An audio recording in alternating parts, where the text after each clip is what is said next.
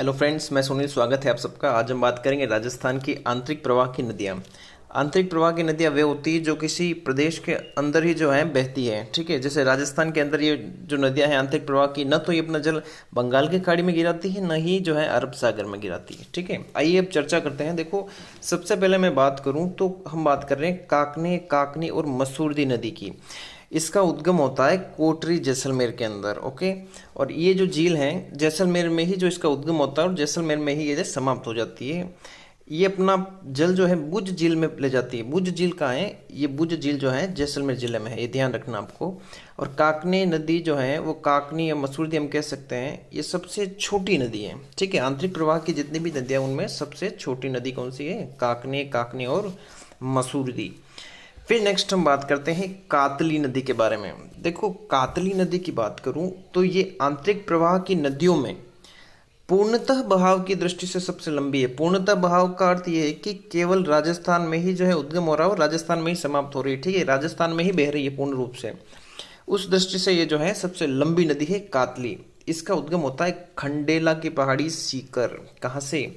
खंडेला की पहाड़ी सीकर से होता है। ये सीकर के बाद झुंझुनू में जाती है और फिर चूरू के पास ये विलुप्त हो जाती है। चूरू में प्रवेश नहीं करती है, ये बात ध्यान रखना है।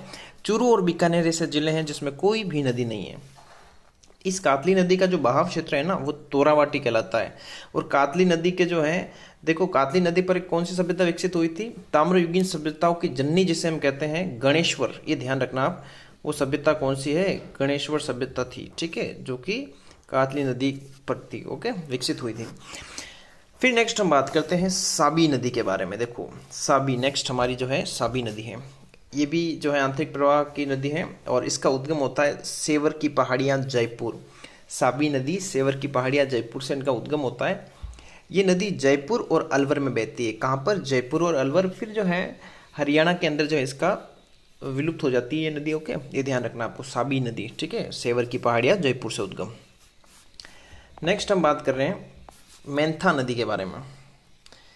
देखो, मेंथा नदी है ना, ये जो मेंथा नदी है इसका उद्गम होता है मनोहरपुरा की पहाड़ियाँ जयपुर से होता है। मेंथा का मनोहर से याद रखना। ठीक है, म वर्ड। ओके, ये अपना जल सांबर झील में गिराती है। ओके, सांबर झील में उत्तर की ओर से गिरती है, ध्यान रखना, मेंथा नदी। फिर नेक्स्ट है अपनी रूपनगढ़ नदी।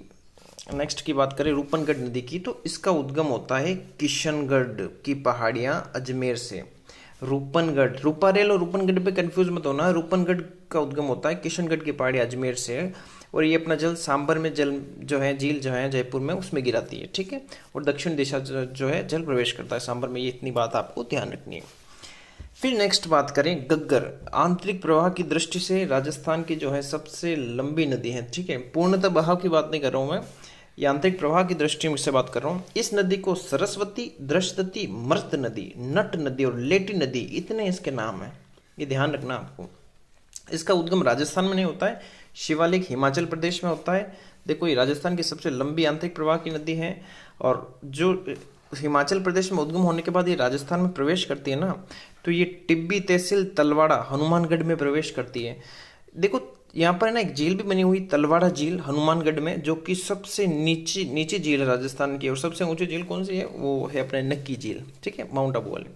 इस गग्गर नदी का प्रवाह क्षेत्र क्या कहलाता है? पाट या नाली। ठीक है, अगर बाढ़ अधिक आ जाती है तो इसका पानी पाकिस्तान के फोर्ट अब्बास तक चला जाता है। ओके, प्रवाह क्षेत्र इसका पाट या नाली कहलाता है। कहाँ पर? अपने हनुमानगढ़ गंगानगर के अंदर। ओके, और पाकिस्तान में इसका प्रवाह क्षेत्र हकरा नाम से कहलाता है। ठीक है, ये बात आपको ध्यान रखनी है। फिर नेक्स्ट हम बात करते हैं वो है रूपारेल नदी के बारे में। देखो, ये भी काफ़ी इंपॉर्टेंट है, रूपारेल नदी।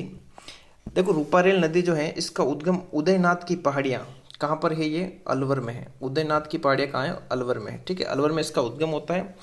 देखो, अलवर के बाद ये भरतपुर में जाती है जिस पर सीकरी बांध बना हुआ है। रूपारेल पर बना है सीकरी बांध। किस पे? रूपारेल पर। और इस पर जो है बात करें, बांध बना है। और इसके बाद अगर बात की जाए तो मोती झील में भी जो है ये नदी, रूपारेल की नदी, पानी अपना ले जाती है।